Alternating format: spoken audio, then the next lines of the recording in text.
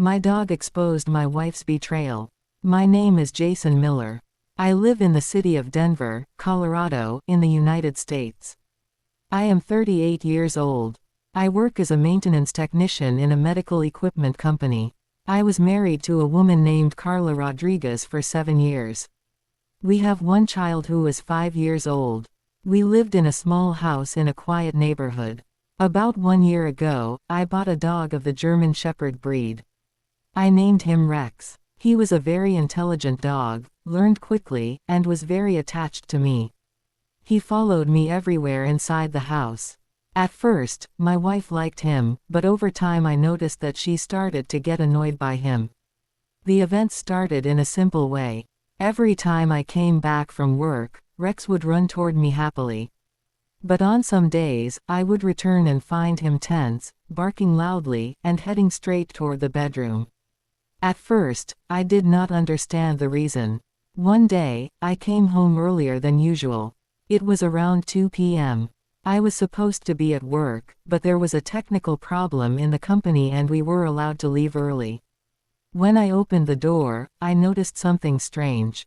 The house was unusually quiet. Rex was right behind the door, barking in a low voice, trying to pull me toward the bedroom.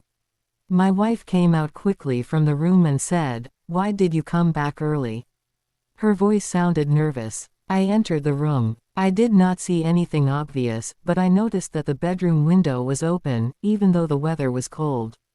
I asked her about it, and she said she opened it for ventilation. I did not suspect much that day. But after that incident, Rex started behaving differently. Almost every day, at a specific time, he would stand near the front door and bark toward the street. He would run to the window and stare at a gray car that sometimes stopped in front of the house. One time, I went outside and looked at the car. Inside, there was a man in his 40s. When he saw me, he started the car and drove away quickly. Doubt began to enter my mind. I did not confront my wife immediately, but I started noticing details. I noticed that she began to care more about her appearance than usual. New clothes, new perfume, long phone calls, and she would quickly hang up whenever I entered the room. Rex was the only thing that did not change. One day, I was at work, but I decided to return home suddenly without informing her. I arrived at the house around 1 p.m. Before entering, I heard Rex barking loudly inside the house. When I opened the door, I heard fast movement inside. I walked straight to the bedroom. I found a strange man trying to put on his clothes quickly.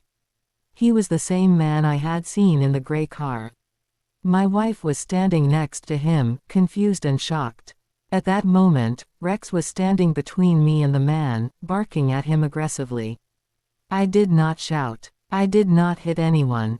I said to him calmly, "Get out of my house now." The man left quickly without saying a word.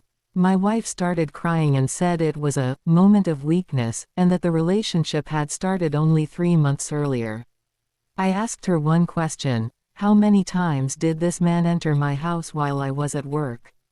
She stayed silent. That silence was the answer. After that day, I immediately started divorce procedures. I moved to live in a small apartment with my son.